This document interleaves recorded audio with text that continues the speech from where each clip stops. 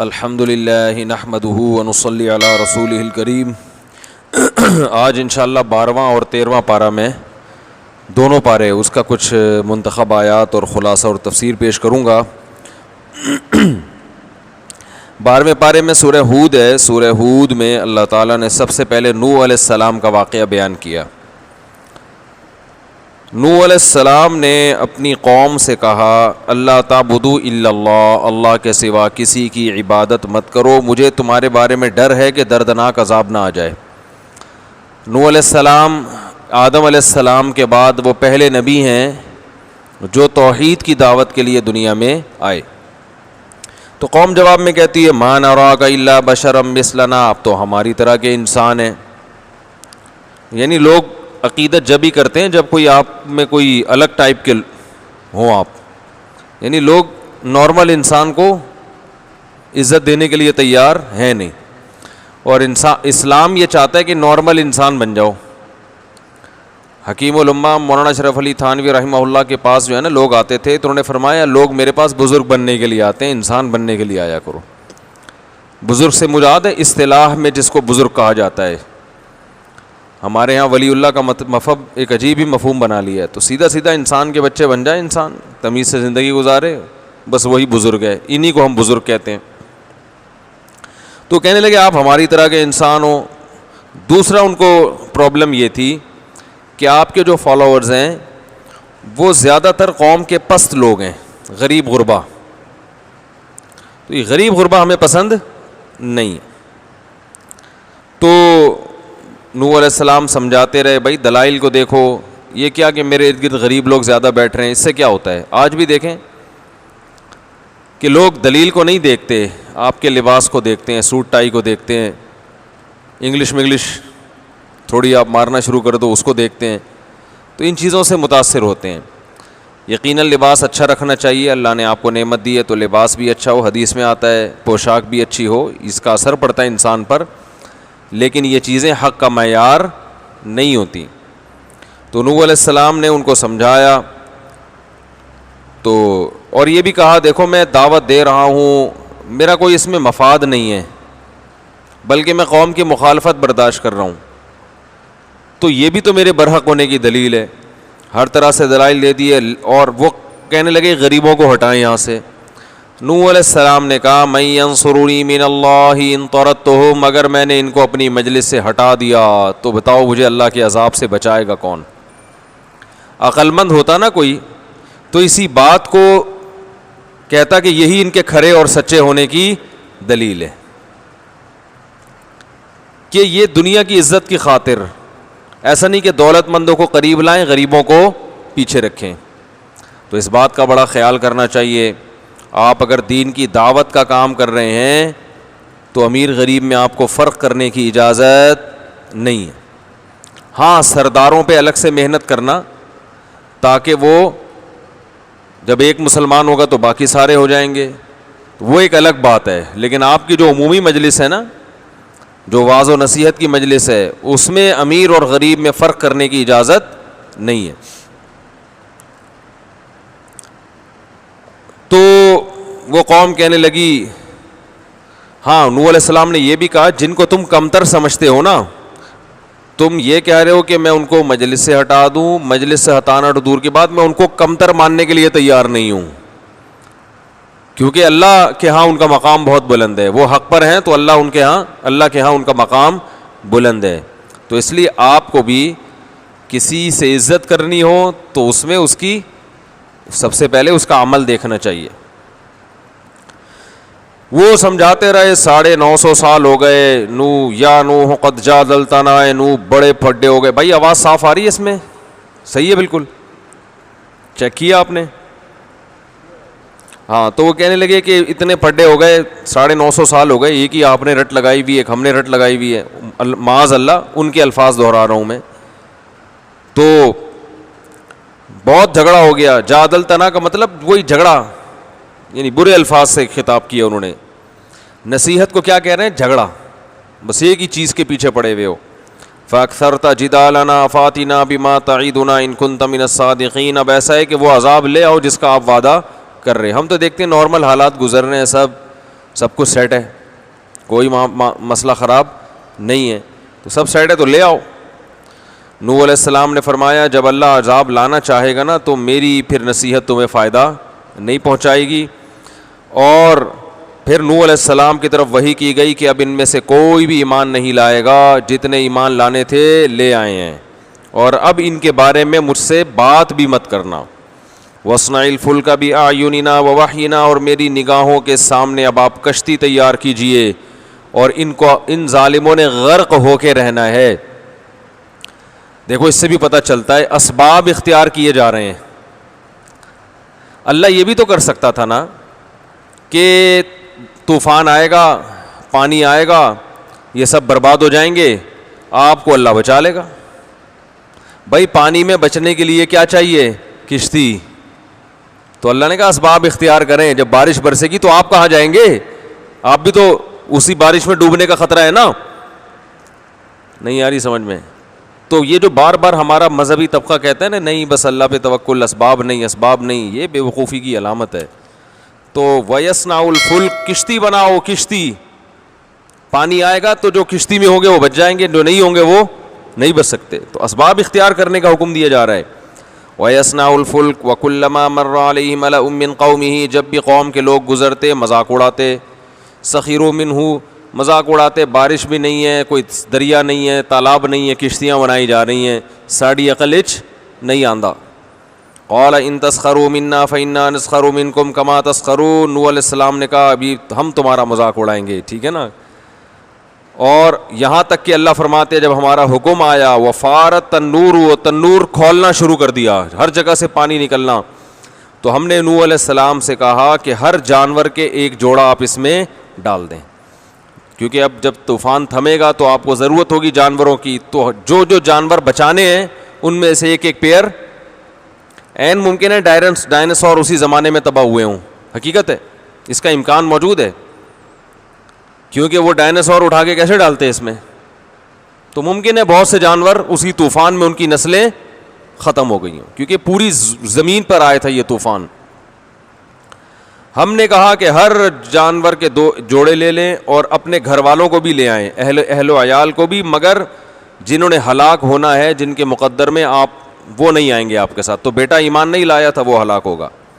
اور اللہ نے فرمایا بسم اللہ مجریہا و مرساہا, اس اللہ کے نام سے چلے گی, اللہ کے نام سے رکے گی.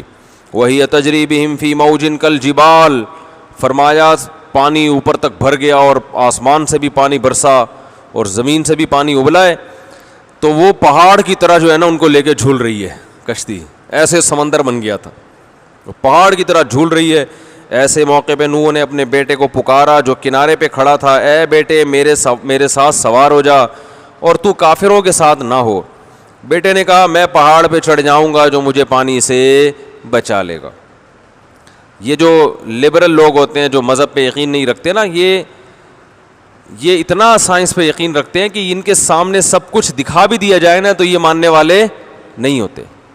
اس کی بھی کوئی لاجک تلاش کریں گے کہ ایکچولی وہ موسم اس دفعہ ایسا تھا, ایکچولی یوں تھا, تو بارش ضرورت سے زیادہ ہوگی, تو نارمل ہے, کبھی زیادہ بھی ہوتی ہے کبھی کم بھی ہوتی ہے, تو پہاڑ پہ چڑھ جائیں گے بچ جائیں گے. تو نوح علیہ السلام کہہ رہے ہیں بھائی یہ نارمل عام بارشوں کی طرح کی بارش نہیں ہے, اللہ کا عذاب ہے, اب تو آجا, جو ہم پیش گوئیاں کر رہے تھے سب پوری ہو رہی ہیں. تو اس نے کہا میں پہاڑ پر چڑھ جاؤں گا, بچا لے گا.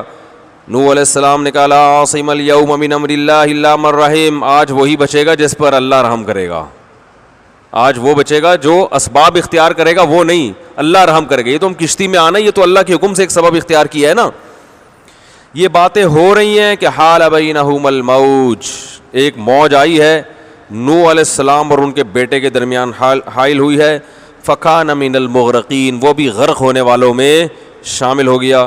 پھر اللہ فرماتے ہیں یا ارض ابلعی ماءکی, ہم نے کہا اے آسمان اپنے پانی کو, اے زمین اپنے پانی کو نگل لے.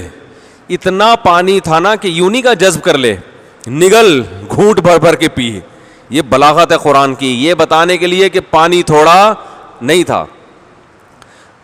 بھائی تھوڑا پانی ہوتا تو زمین نارمل جیسے جذب ہوتا ہے ہوتا رہتا ہے, ایک دن ختم ہو جاتا. اللہ نے فرمایا زمین کو نگلنا شروع کر, بڑے بڑے گھونٹ پی کے اس پانی کو اندر لے کے جا. وَيَا سَمَاءُ أَقْلِعِي, اور اے آسمان اس پانی کو اکھاڑ دے. یعنی یہ بھی بلاغت ہے کہ اتنا پانی آسمان سے برس رہا تھا گویا پانی کو اس کو کیا کرا ہے, اکھاڑنا پڑا ہے اپنے آپ سے. وَقُضِيَ الْأَمْرُ وَاسْتَوَتْ عَلَى الْجُودِيِّ, جودی پہاڑ پر نوح علیہ السلام کی کشتی ٹھہری ہے. اور وَقِيلَ بُعْدًا لِلْقَوْمِ الظَّالِمِينَ, اور کہا گیا لعنت ہو اللہ کی رحمت سے, دور ہو جائیں یہ ظالم جن کو 1000 سال سمجھایا گیا اور ان کی سمجھ میں نہیں آیا.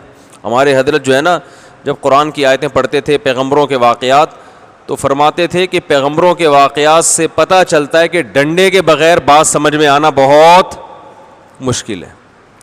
ایسے ہی زیادہ تر پبلک جو ہے نا وہ کس سے سمجھتی ہے, ڈنڈے, دلائل سے تھوڑی سمجھتے ہیں.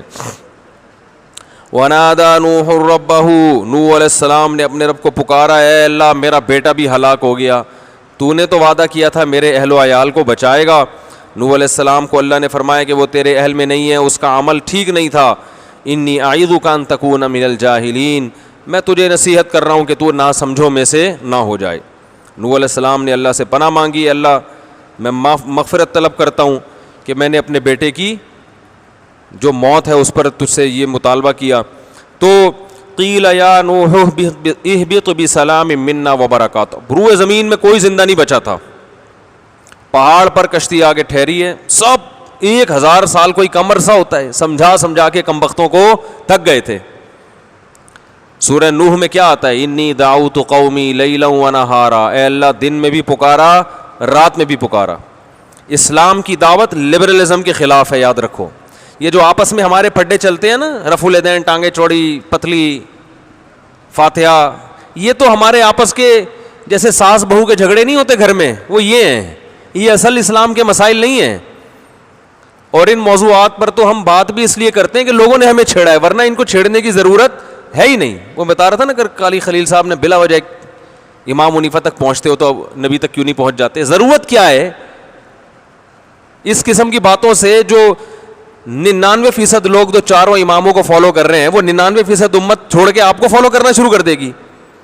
آپ کے قرآن و حدیث کو فالو کرے گی, ہمیں نہیں کرے گی. تو ابو حنیفہ شافعی یہ کیا تورات انجیل کو فالو کرتے تھے؟ ٹھیک ہے نا.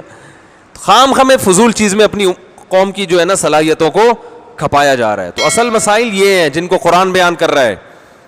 نوح علیہ السلام جو قوم کو دعوت دے رہے تھے نا دن رات, وہ اس پہ نہیں کہ ٹانگیں چوڑی کر کے نماز پڑھا کرو, رفع الیدین کیا کرو, ٹھیک ہے نا, یہ والا مسلک غلط, وہ والا مسلک تھی. صبح و شام بزرگوں کو گالیاں دینا آج بہت سے لوگوں کا کام بن چکا ہے. صبح و شام نفرتیں پھیلانا. پیغمبروں کی بنیاد یہ آپ کہتے ہو نا, ہم کیوں کرتے ہیں؟ ہم اس لیے کرتے ہیں کہ بالکل چپ بیٹھ جائیں تو یہ لوگ تو پتہ نہیں کیا کرتے ہیں. یہ تو پوری امت کو محدثین سے, فقہا سے, مجتہدین سے گمراہ کر دیں, ہلاک کر دیں. تو یہ گناہ بھی انہی کے کندھے پر ہوگا کہ جنہوں نے ہمیں ان بحثوں میں لگایا ہے. تو پیغمبروں کی دعوت کیا ہے کہ جو لوگ اللہ کو نہیں مانتے, اسباب پر اعتماد کر کے بیٹھے ہوئے ہیں, ان کو اللہ کا تعارف کروانا کہ بھائی تم نہ خود پیدا ہوئے اور یہ پیڑے کھانے کے لیے یہاں پر نہیں آئے ہو. اب دیکھو نا, جو مذہب کو نہیں مانتے فلمیں وہ دیکھ رہے ہیں, ڈرامے وہ دیکھ رہے ہیں, موویز وہ دیکھ رہے ہیں, اور ناچ گانے ان کے, گرل فرینڈ بوائے فرینڈ کا سیٹ اپ ان کے ہاں. ان سے بولو حرام ہے تو لفظ حرام کا مذاق اڑاتے ہیں. کس کا مذاق اڑاتے ہیں؟ لفظ حرام. اب یہ مولویوں نے حلال و حرام کے چکر میں ڈالا ہوا ہے لوگوں کو. اگر یہ پنکھا بند کرتے ہیں اچھا نہیں ہے؟ ہاں یار اتنی شور شرابہ, 1-2 تو بند کریں, وہ جنات کو کیا ہوا لگ رہی ہے وہاں پہ. سوشل ڈسٹینس, فاصلے سے بیٹھیں. تو لبرلزم کے خلاف, یہ جو لبرل سے مراد نام نہاد لبرل جو ہیں, اللہ کو پہچاننے کے لیے تیار ہے ہی نہیں. یہ کیوں پڑھے نماز؟ پڑھ لی, پھر آپ ان کے کلچر کی پہ بات کریں یہ غلط ہے, حرام ہے, خدا کو پسند نہیں. نہیں بھائی, تو ہر چیز میں ان کو تکلیف ہے. یہ چاہتے ہیں ہمیں آزادی ملے. وہ تھا نا, وہ میرا جسم میری مرضی کی جو نعرے لگائے تھے جس عورت نے, وہ تو کورونا وائرس آتے ہی مارکیٹ سے کیا ہو گئی, شارٹ ہو گئی. تو میرا جسم میری مرضی, یہ سب آزادیوں کے نعرے لگائے جا رہے ہیں. تو نوح علیہ السلام 1000 سال سمجھا رہے ہیں تمہارے باپ کی زمین نہیں ہے, 1000 سال اسی میں لگا دیے, اور بتا رہے ہیں کہ میں نہیں چاہتا اللہ کا عذاب آئے, ایمان لے آؤ, سب بچ جاؤ گے, کھاتے پیتے رہو گے, بہت اور خوشحالی ہوگی. یرسل السماء علیکم مدرارا, اور اب بارشیں برسیں گی آسمان سے, ویمددکم باموال وبنین, خوب کثرت سے اللہ اولادیں دے گا تمہیں, اور خوب کثرت سے مال دے گا. وہ مال حلال ہوگا, اس میں برکت ہوگی. مال تو قارون کو بھی ملا نا, کافر تھا, وہی مال تباہی کا ذریعہ بنا. آج جو مال دنیا کما رہی ہے یہ غریبوں کا خون چوسنے کا ذریعہ بن رہا ہے. یہ مال جتنا مالدار ہوگا اتنا ہی زیادہ ٹینشن میں زندگی گزر رہی ہوگی. تو ایک مال اللہ کی نعمت ہوتا ہے, ایک مال آزمائش ہوتی ہے. تو نوح علیہ السلام نے 1000 سال سمجھایا, انسان کے بچے بن جاؤ, مان جاؤ, تم خود سے نہیں بنے ہو. ما لکم لا ترجون للہ وقارا وقد خلقکم اطوارا, اس اللہ نے تمہیں ماں کے پیٹ میں مختلف مراحل میں بنایا ہے, خود سے تھوڑی بنے ہو. ایک منی کے قطرے میں آنکھ, ناک, کان, دل, دماغ, جگر, گردے, پھیپھڑے, کلیجی, مغز ہیں بھائی, گردے, یہ ساری چیزیں ڈیزائن کر کے اس روبوٹ کو ماں کے پیٹ سے باہر نکالتا ہے, پھر ماں کی چھاتیوں میں دودھ پیدا کرتا ہے. یہ خود بخود تھوڑی ہو رہا ہے, کوئی کر رہا ہے, تو اس کو بھی تو تلاش کرو وہ کون ہے. تو ان کے پاس ٹائم ہے تلاش کرنے کا؟ بولو بھائی. نہیں بھائی, ہر کام کا ٹائم ہے. آج جو مذہب مخالف پارٹیاں ہیں نا, ہر چیز کا, قوم کی خدمت کا بھی ٹائم ہے, یہ بھی ہے. اللہ کو پہچاننے کا ٹائم نہیں ہے. اللہ ان کی ڈکشنری میں نہیں ہے. اب ان کو زیادہ سبحان اللہ الحمدللہ بھی پسند نہیں آتا. جو لوگ بار بار کہتے ہیں سبحان اللہ, کہتے ہیں کیا کلیپنگ کرو, کلیپنگ. جب کوئی بات خوش ہو تو کہتے ہیں, ہم کہتے ہیں نا ماشاء اللہ سبحان اللہ, ماشاء اللہ کے قاری صاحب ہو کیا, کلیپنگ, بس وہ چل رہا ہے. تو حقیقت بتا رہا ہوں, یہ ٹرم سبحان اللہ کی, الحمدللہ کی, ماشاء اللہ کی آہستہ آہستہ ختم ہو رہی ہیں. تو اللہ کو نکالا جا رہا ہے. تو بھائی اس میں نقصان اللہ کا نہیں ہے, نقصان کس کا ہے؟ اپنا ہے, آپ کا. نوح علیہ السلام یہی سمجھا رہے تھے, تمہارا نقصان ہے, زمین خدا کی ہے, بارشیں وہ برسا رہا ہے, زمین سے پیداوار وہ اگا رہا ہے, یہ ساری نعمتیں اس نے دی ہیں تمہیں. خلق الزوجین الذکر والانثى, یہ جو آج گرل فرینڈیں بنا کے گھومتے ہو, یہ فرینڈ کی جمع فرینڈیں ہم نے خود بنائی ہوئی ہے, ویسے تو فرینڈز ہیں نا. تو جو یہ جو لڑکیاں پیدا کی ہیں, لڑکیوں کے لیے مرد پیدا کیے, یہ بھی تو اللہ نے بنایا ہے نا. تو اللہ نے جب بنایا ہے تو اسی سے پوچھا جائے گا نا کہ یہ ہمارے لیے بنایا, تو اے اللہ ملاپ کا طریقہ کیا ہے؟ اللہ سے پوچھ کے اس کی طرف جاؤ گے تو اللہ بتائے گا کہ بھائی یہ طریقہ ہے نکاح کا, اس کے علاوہ کوئی طریقہ نہیں ہے.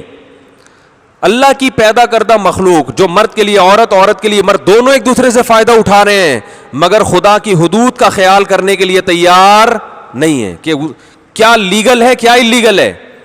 بلیک منی وائٹ منی کی اصطلاح بہت سنی ہوگی نا. بلیک منی وائٹ منی, جو اس میں ٹیکس ادا ہو گیا وائٹ ہو گیا, ٹیکس ادا نہیں ہوا بلیک. اللہ کے ہاں تو بلیک وائٹ اس کو نہیں کہتے, اللہ کے ہاں تو اس کو نہیں کہتے. یہ تو حکومتوں کے قوانین ہیں, کچھ صحیح بھی ہوتے ہیں, کچھ غلط بھی ہوتے ہیں, ہر طرح کے ہوتے ہیں.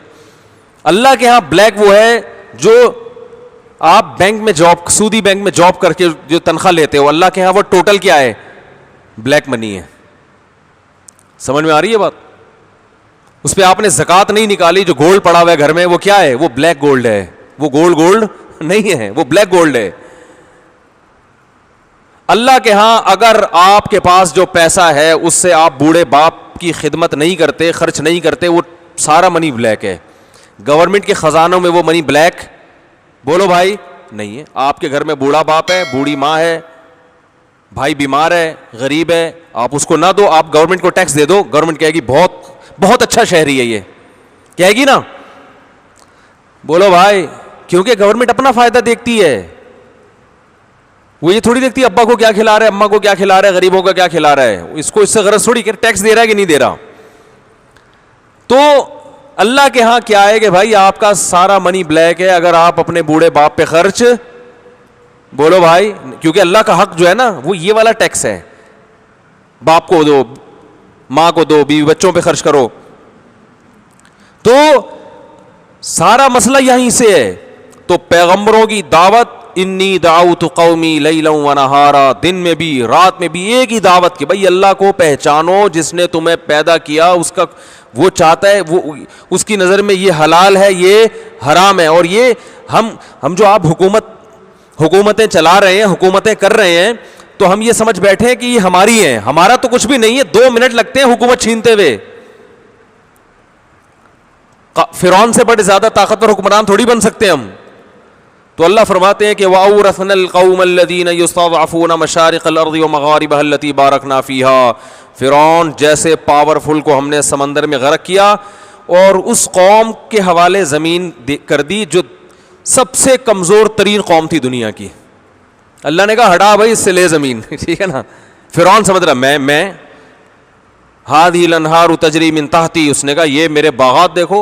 آج ترقی ہے نا, جو ترقی یافتہ کنٹریز ہیں وہ کیا کہتے ہیں, ہماری ترقی دیکھو, یہ بلڈنگیں دیکھو, اور یہ ہمارے جناب ہمارا جو ہے نا وہ خوبصورتی دیکھو ہمارے کنٹری کی. تو فرعون بھی یہی کہتا تھا کہ موسیٰ کے پاس تو کچھ بھی نہیں ہے, غریب آدمی ہے, اور میرے پاس جناب یہ میرے باغات دیکھو, یہ میرے محلات دیکھو, یہ میری جو ہے نا معیشت دیکھو, اتنا کچھ. اللہ فرماتے ہیں کہ اور جو قوم کے پاس ککھ بھی نہیں تھا, ہم نے فرعون سے کہا کہ بہت ظلم ہو گیا, ہمیں نہیں مانتا, ہماری نہیں مانتا, ہمارا حکم نافذ کرنے کے لیے تیار نہیں ہے. اللہ فرماتے ہیں ہم نے بنی اسرائیل کے ذریعے فرعون کو الٹ دیا.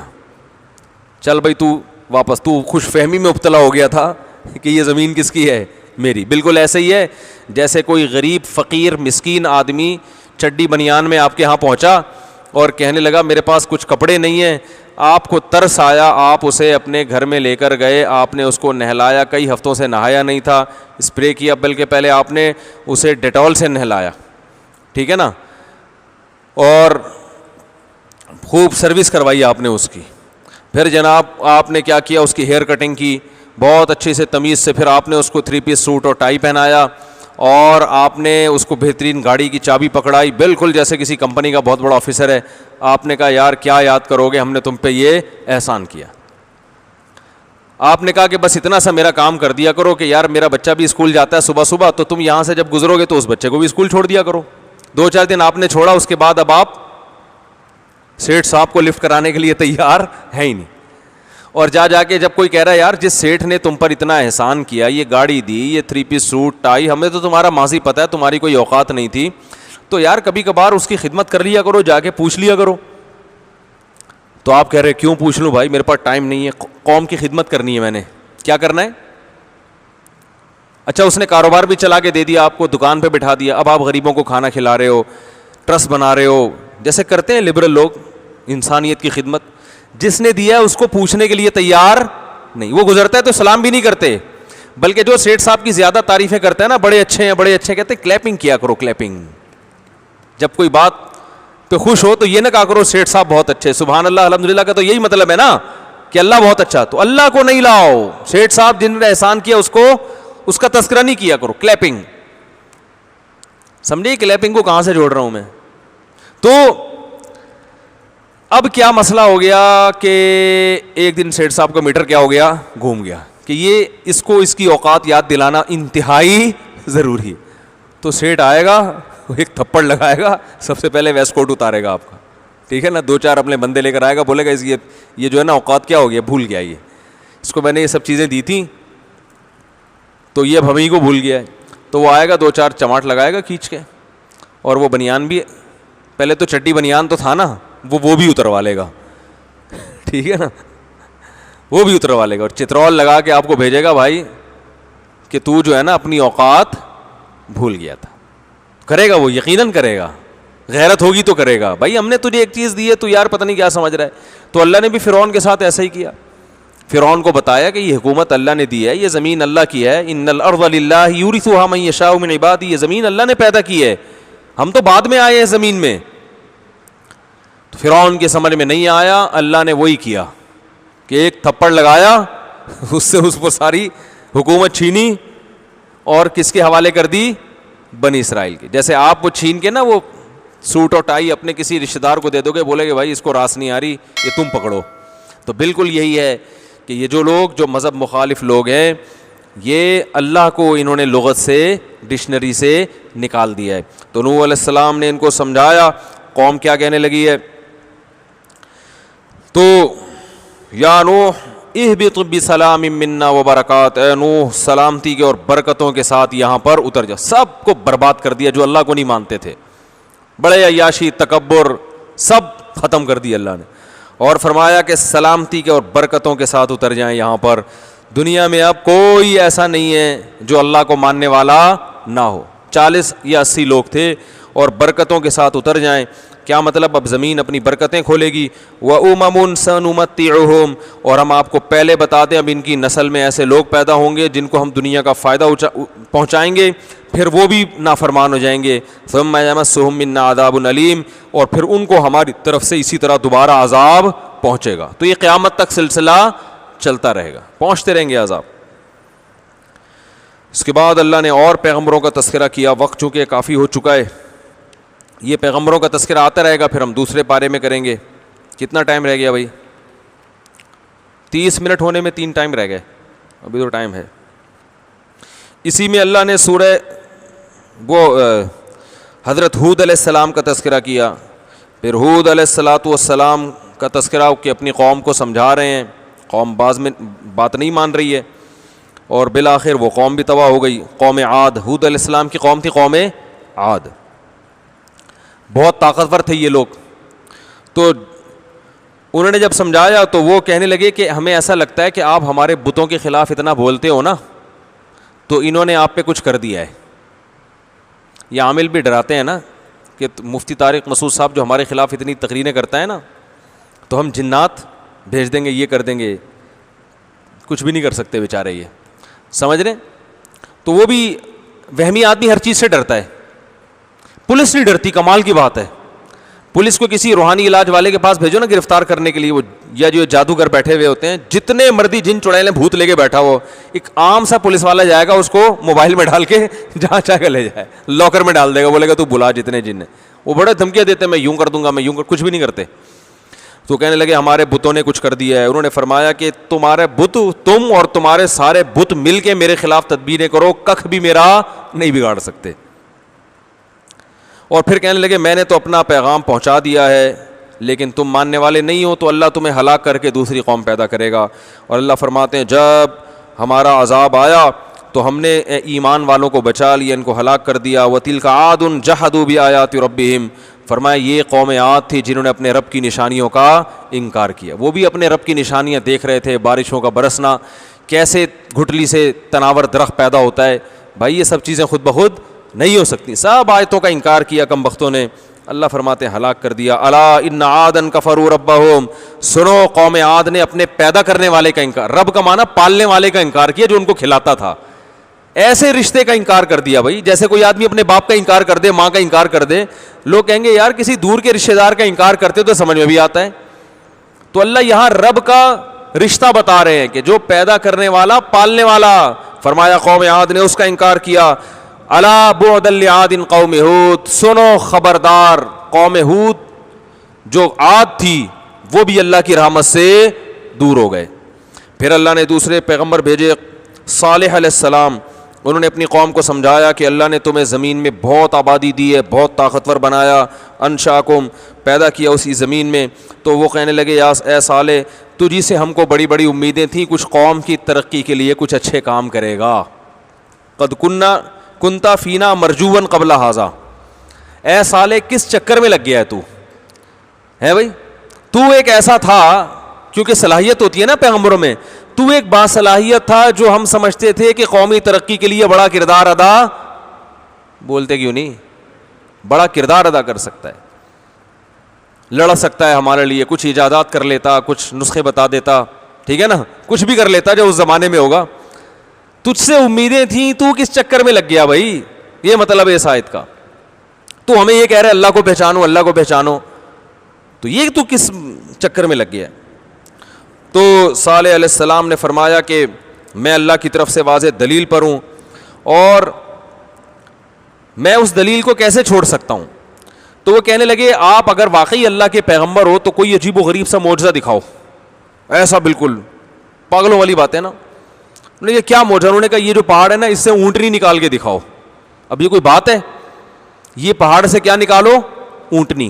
تو صالح علیہ السلام نے اللہ سے کہا، اللہ نے کہا ٹھیک ہے نکال دوں گا، لیکن جب اتنا بڑا معجزہ اپنی آنکھوں سے دیکھیں گے نا پھر اس اونٹنی کے کچھ اصول اور آداب ہوں گے.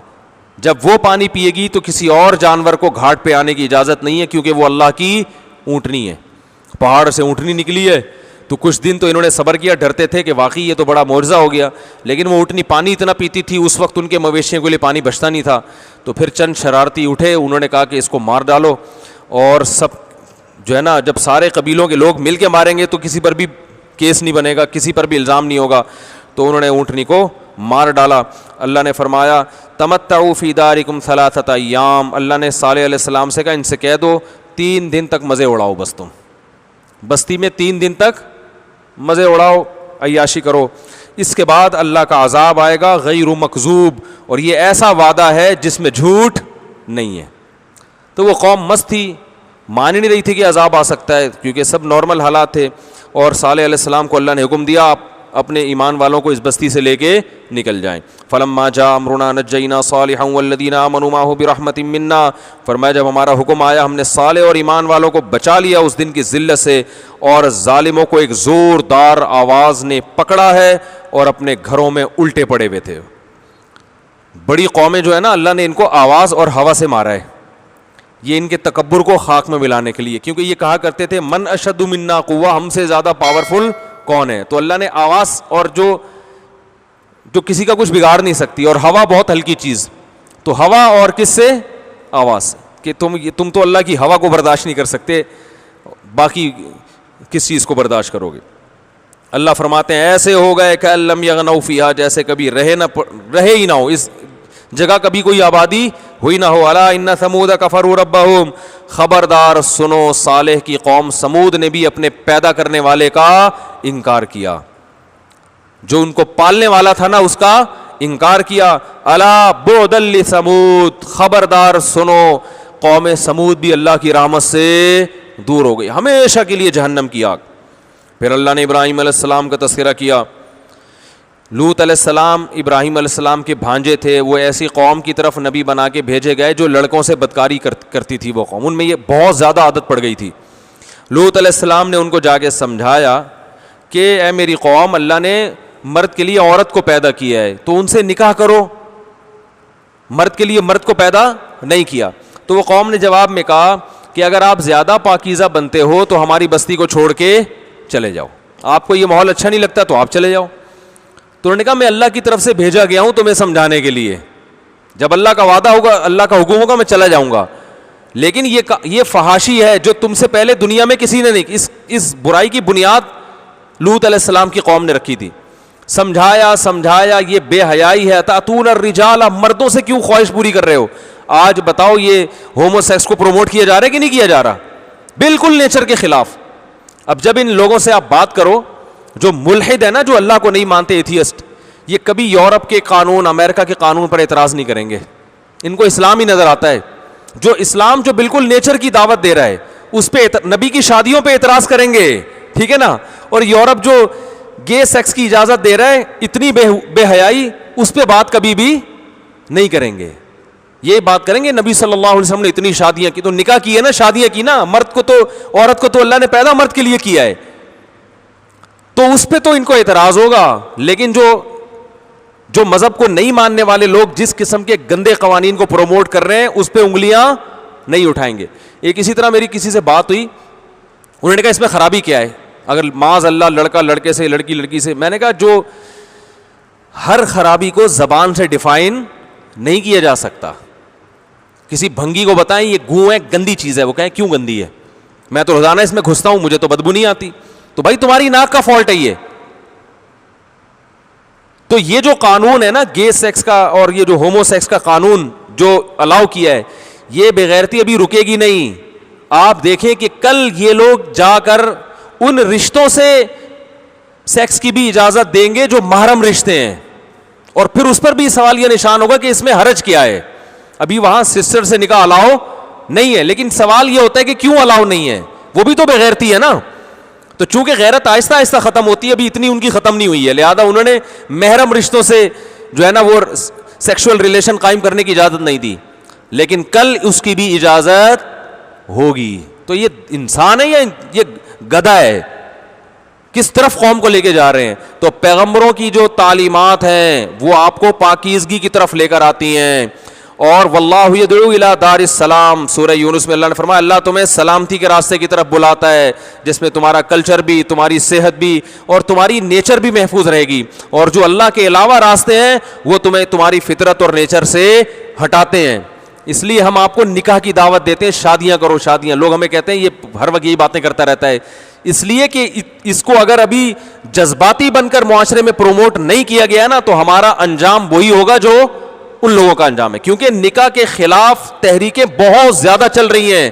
نکاح کو پروموٹ کرنے والی کوئی تحریک مجھے نظر نہیں آتی الا ماشاء اللہ، کوئی بات ہی نہیں کرتا اس پہ جس سنجیدگی کے ساتھ بات کرنی چاہیے۔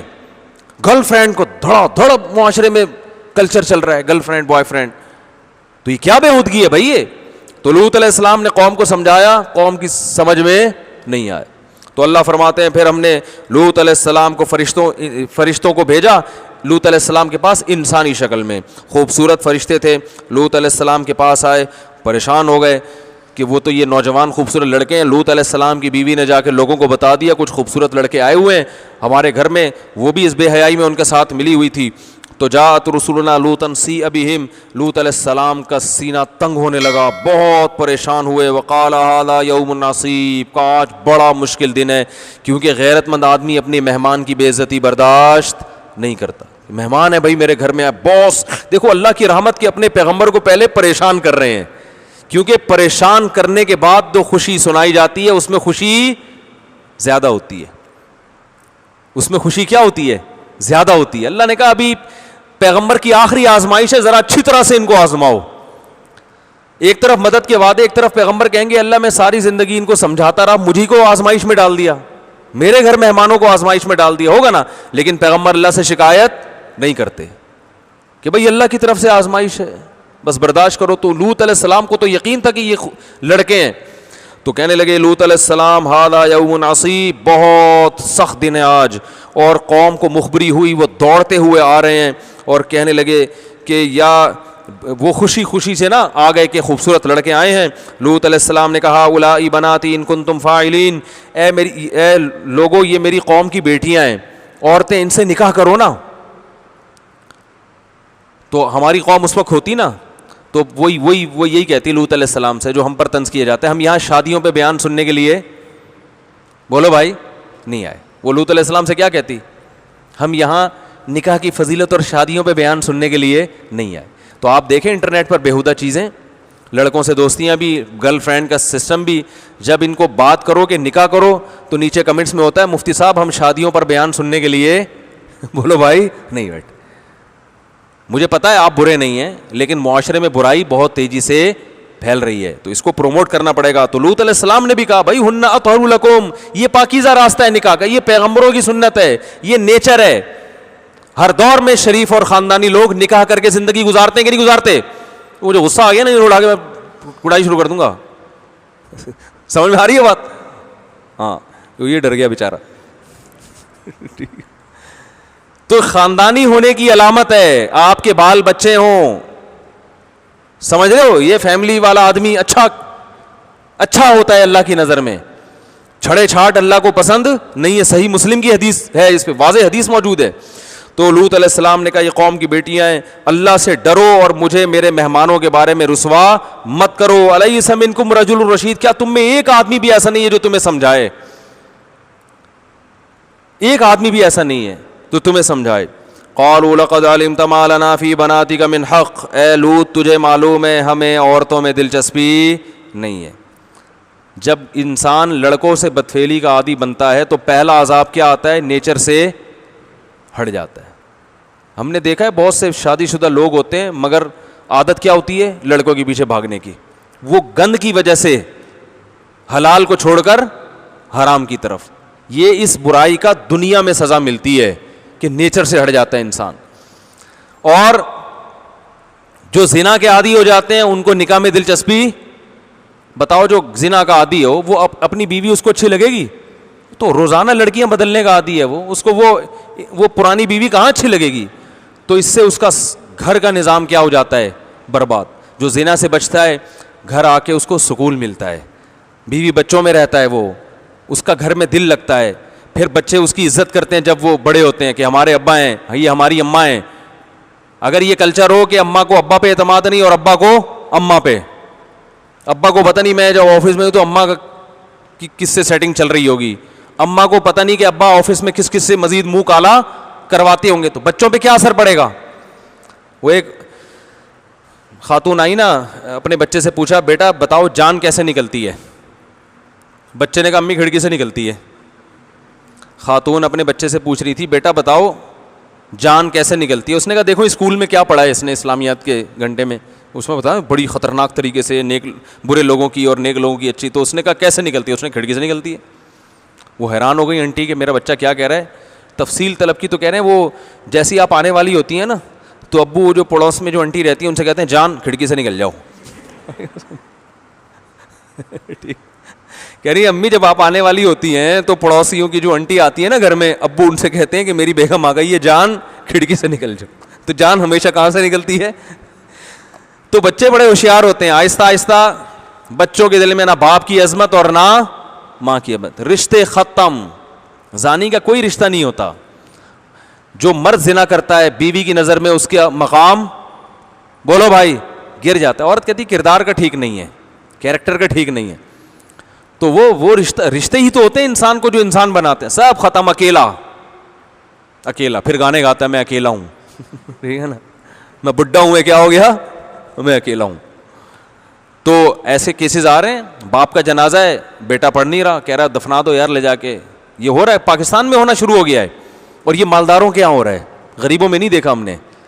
ابا کا جنازہ, ایک صاحب چوکیدار تھے, انہوں نے وہ چوکیداری چھوڑ دی, پٹھان ڈرائیور تھا ہمارے مدرسے کا. میں نے کہا یار اتنے بڑے بنگلے میں تمہیں ڈرائیونگ ملی ہوئی تھی, تم چھوڑ کر آ گئے. اس نے کہا یار اس کے ابا کا انتقال ہوا, میں نے بتایا اس کے بیٹے کو کہ آپ کے ابا ہاسپٹل میں ڈیتھ ہو گئی ہے. اس نے کہا کوئی بات نہیں یار وہ پیسے جمع کرا دوں گا میں, کفن دفن کا انتظام کرو.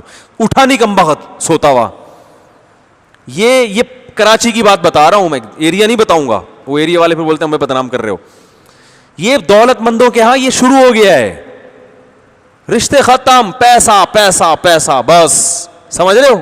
اور ابا نے بھی ایک آدھی بچہ ہی پیدا کیا تھا پیسہ بچانے کے لیے, تو یہ ملا ہے ان کو. کہتے ہیں تربیت نہیں ہوتی نا, ایک کی ایسی تربیت ہوتی ہے جب آپ اللہ پہ اعتماد اور توکل کیے بغیر جب آپ نسل روکتے ہو کہ میں پیسہ ان پہ خرچ نہیں کرنا چاہتا, تو پھر یہ ملتا ہے آپ کو, ایک ملتا ہے اس قسم کا. اس کو تربیت تھوڑی کہتے ہیں.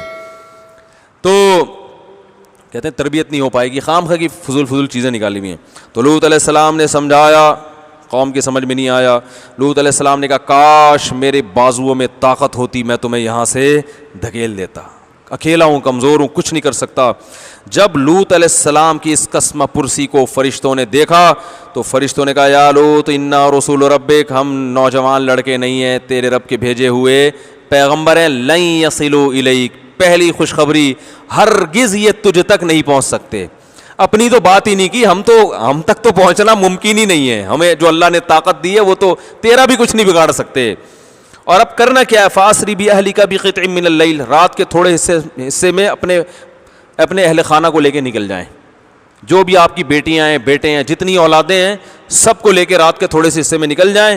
اور ولا یلتفت منکم احد الا امرأتک, اس قوم پر جب عذاب آئے گا پیچھے مڑ کے نہیں دیکھنا. اور آپ کی بیوی بھی ساتھ جائے گی لیکن وہ پیچھے مڑ کے دیکھے گی, کیونکہ اس کو یقین نہیں ہوگا کہ عذاب آ رہا ہے کہ نہیں آ رہا. آپ نے جب قوم کو بتا دیا کہ عذاب آئے گا تو قوم کو یقین کر لینا چاہیے نا, آ رہا ہے بس نہیں دیکھو. اللہ کے عذاب کو کیوں دیکھ رہے ہو اپنی آنکھوں سے, ڈرو بھائی, بھاگو. تو جس کو شک ہوتا ہے وہ مڑ کے دیکھتا ہے کہ پتہ نہیں آیا بھی کہ نہیں آیا. اسی پر اللہ کا غضب آئے گا لوط علیہ السلام کی بیوی پر کہ یہ دیکھے گی, یہ نہیں مانے گی, اس کی سمجھ میں. تو جو لبرل عورتیں ہیں نا ان کو اپنا میاں سمجھ میں نہیں آتا, اس سے بھی پتہ چلتا ہے. جو لبرل عورتیں ہیں نا جو مذہب مخالف ہیں, میاں جتنی اچھی باتیں کریں ان کی سمجھ میں نہیں آتا. اور اسی طرح الٹا معاملہ ہے, بیوی دیندار ہے, وہ میاں کو, اب آج کسی نے بتایا کہ ان کے رشتہ دار تھے اسماعیلی, بیوی بھی اسماعیلی تھی. ہو گئے نا, اب کیا کریں, واقعہ تو مکمل کرنا ہے نا. وہ جے ٹی آر والوں نے بولا کہ شارٹ کرو اس کو, مختصر کرو, سارا ٹائم آپ ہی پی جاتے ہو بیٹھ کے. تو اب واقعہ تو مکمل کرنا ہے نا یار. تو مجھے یہ ان کا ایجنٹ معلوم ہو رہا ہے. ایسے ہی ایجنٹ ہونے کے الزام لگتے ہیں نا. تو کیا کہہ رہا تھا یار, وہ اسماعیلی تھے. اسلام قبول کرنے کا ارادہ کیا, پورا اسلام سمجھ میں آ گیا کہ میں قبول کرتا ہوں, لیکن بتایا اپنے بھتیجوں کو کہ یار وہ نا میری بیوی سے میں وہ نہیں مان رہی, تو مسئلہ ہے گھر کے حالات خراب ہو جائیں گے, گھریلو ماحول خراب ہوگا. بیوی کے ڈر سے اسلام قبول نہیں کیا, انتقال ہو گیا, انتقال کے بعد بیوی مسلمان ہو گئی. کتنی حسرت کی بات ہے یار. میں نے کہا یار اس بیوی کو تو مسلمان ہونے کے باوجود دل چاہ رہا ہے کہ جنت میں جائے, کیا کریں؟ اب ہم تو نہیں جہنم میں بھیج سکتے نا, دل چاہ رہا ہے کہ یہ جنت میں جائے, اب کیا کہہ سکتے ہیں. تو ان کا میاں اس کو کیسا قیامت کے دن پکڑے گا, کمبخت تو خود جنت میں جا رہی ہے, مجھے تو نے مروا دیا. میں جب مسلمان ہونے کی بات کرتا تھا تو کہتی تھی نہیں ہماری فیملی ہے, ہمارا خاندان ہے, اور مجھے اسی کفر میں مر گیا اور خود کیا ہو گئی, مسلمان ہو گئی. اللہ کرے جنت میں جائے, ہم تو یہی دعا کریں گے اللہ کرے جنت میں جائے. تو وہ سنتی ہیں ان کی اہلیہ بیان نا, تو جنت میں جانے کی دعا کر رہا ہوں میں.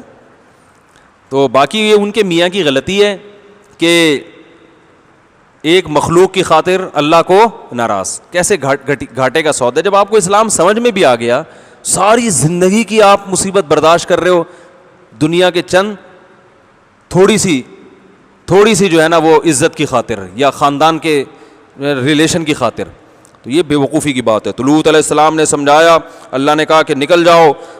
وہ قوم لوط علیہ السلام نکل گئے, لیکن لوط علیہ السلام نے کہا کہ اس قوم پر عذاب تو صبح آئے گا, صبح میں تو بہت ٹائم ہے. اتنا یعنی پریشان ہو گئے تھے بھائی جلدی کچھ کریں.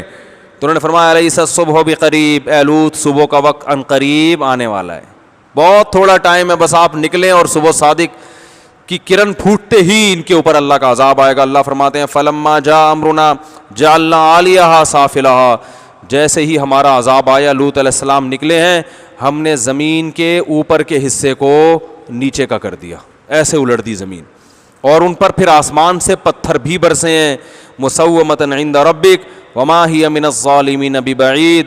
اللہ نے صحابہ سے خطاب کیا, یہ تمہاری بستیوں سے زیادہ دور نہیں ہے. جب یہ شام کے سفر ہوتے تھے اور یمن کا سفر ہوتا تھا نا, تو ان اسفار میں اس طرح کی بستیاں درمیان میں آیا کرتی تھی. آج بھی یہ بستیاں موجود ہیں, قوم عاد کی, قوم سمود کی, جس پر سعودی حکومت نے وہ نشانات لگا دیے ہیں. تو اللہ فرماتے ہیں الٹے ہوئے لوگ ہیں, تھوڑی سی عیاشی کی خاطر اپنی جو ہے نا آخرت ہمیشہ کے لیے تباہ کر دی. اللہ تعالی ہمیں اس عذاب سے بچنے کی توفیق عطا فرمائے. اور یاد رکھو, ایک منٹ صبر کرو ذرا, یہ جو برائی ہے نا یاد رکھو, آج لوگ کہتے ہیں کہ یہ فحاشی کے سے بچنے کا طریقہ ہے کہ علماء کے بزرگوں کے بیانات سنا کرو, بد نظری سے بچنے کے لیے خانقاہ میں جا کے سر جھکا کے بیٹھا کرو, اللہ اللہ کیا کرو. یہ ضروری ہے بے شک, لیکن یہ اصل علاج نہیں ہے.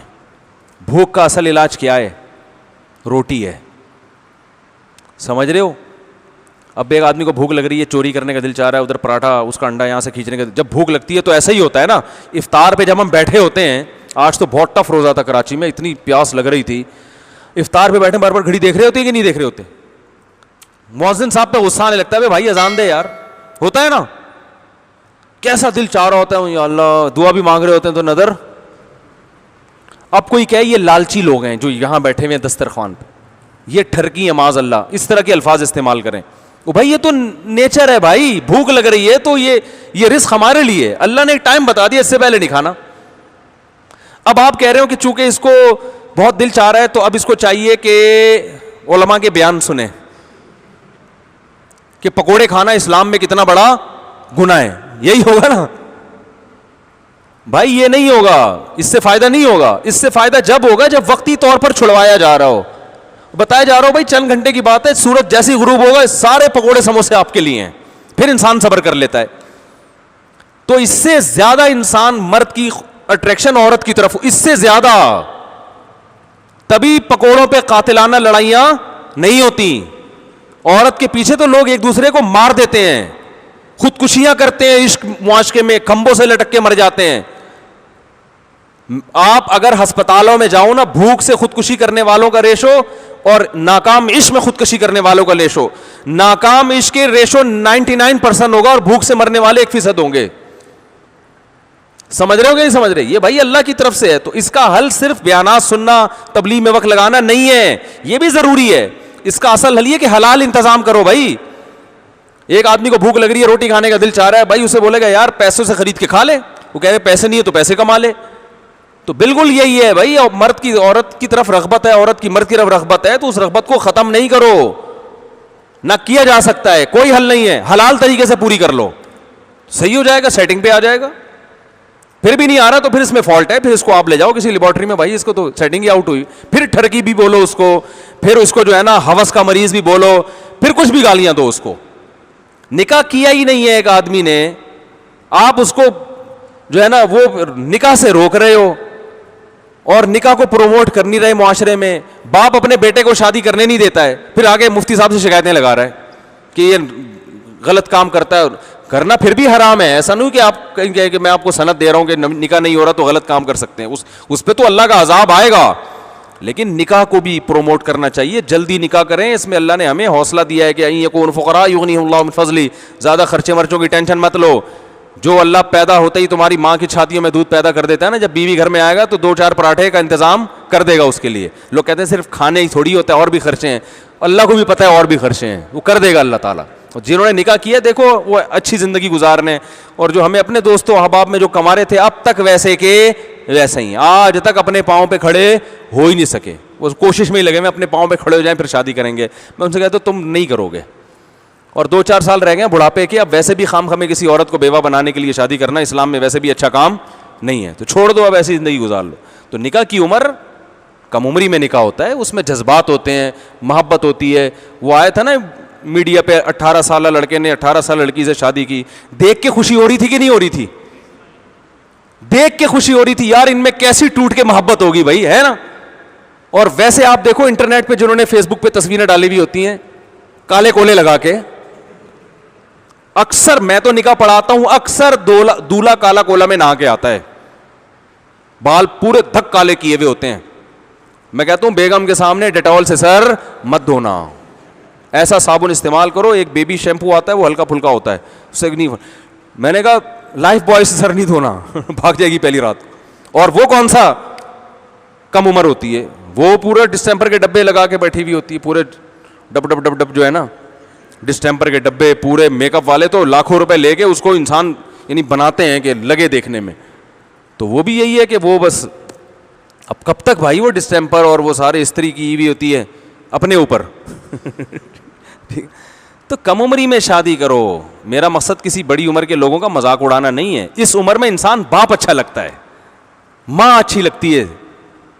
کسی نے کیا کہا ہے کہ جتنی بوڑھی ہو جائے ماں اتنی زیادہ اچھی لگتی ہے. تو جو ماں بننے کا رشتہ تھا, اب آپ کی ایج اتنی ہوگی, اب آپ کے 8-10 بچے پوتے نواسے ہونے چاہیے تھے جو آپ کی سلوٹوں کو دیکھ کے خوش ہوتے کہ ہماری ماں بزرگ ہو رہی ہے. اس عمر میں اتنی لیٹ آپ شادی کر کے, اور پھر خواتین یہ بھی کہتی ہیں ہمیں رشتہ نہیں ملتا. تو بھائی وہ نہیں ملتا, وہ ایک حقیقت ہے, گراؤنڈ ریئلٹی. جب نکاح کی عمر تھی اس وقت تو آپ کو ڈاکٹر بننا تھا, آپ کو MBA کرنا تھا اور یہ کرنا تھا, کر لیا نا, تو آپ کو کمپنی میں جاب اچھی ملے گی, بیوی کی جاب آپ کو اب ذرا مشکل سے ملے گی. حقیقت ہے, مرد کا بھی ایسا ہی ہے. تو ایک حد ہے بھائی, اس کے بعد لوگوں کو دلچسپی ختم ہو جاتی ہے, اور ہونی بھی چاہیے. تو نکاح کو پروموٹ کرو, جلدی نکاح کرو. آج ایک آدمی آیا میرے خاندان میں, کوئی بندہ مجھے نکاح نہیں کرنے دے رہا. میں نے کہا جو خاندان سے پوچھ کے کرتا ہے وہ نہیں کرتا نکاح. آج کل خاندان والے نکاح کرنے نہیں دیتے. تو میں نے کہا ابا کو سمجھاؤ, مان جائیں ٹھیک ہے, نہیں مانے کر کے بتا دو. اور ابا کو یہ دلیل دیا کرو, ابا آپ کے ابا اگر آپ کو شادی سے روکتے تو آپ میرے ابا بنتے ہیں؟ اگر آپ کے ابا آپ کے ساتھ وہی سلوک کرتے جو آپ میرے ساتھ کر رہے ہیں تو آپ میرے ابا بنتے. تو لہذا آپ بھی مجھے کسی اور کا ابا بننے دیں, ٹھیک ہے نا, آپ بھی مجھے کسی اور کا ابا بننے دیں. یہ دلیل نہیں سمجھ میں آئی تو پھر کر لیں آپ شادی, اور آپ ان کو کچھ وقت کے بعد بتائیں آپ ابا تھے, میں چاہتا تھا آپ کو دادا کے عہدے تک پہنچا دوں. بھائی 17 گریڈ کا آفیسر ایک دن 18 گریڈ کا بنتا ہے کہ نہیں بنتا, پھر 19 میں گریڈ. تو ابا میں نے آپ کا اسکیل بڑھا دیا ہے, آپ ابا تھے جن کا 17واں گریڈ ہوتا ہے, میں نے آپ کو اب کیا بنا دیا, دادا. اور اپنے بچے کی بھی جلدی شادی کروں گا تاکہ بہت جلد 19ویں گریڈ پہ آپ پہنچ جائیں, پردادا بن جائیں. تو جوانی میں دادا بنو یار, محلے کا دادا ہوتا تھا پہلے, اب تو دادے اتنے بوڑھے ہو گئے ہیں, اتنے بڑھاپے میں دادا بنتے ہیں جو کہ وہ دادا کی وہ اپنی خوشیاں ہی نہیں دیکھنا نصیب ہوتی. اللہ ہم سب کو نکاح کو پروموٹ کرنے کی توفیق عطا فرمائے. وما علینا الا البلاغ.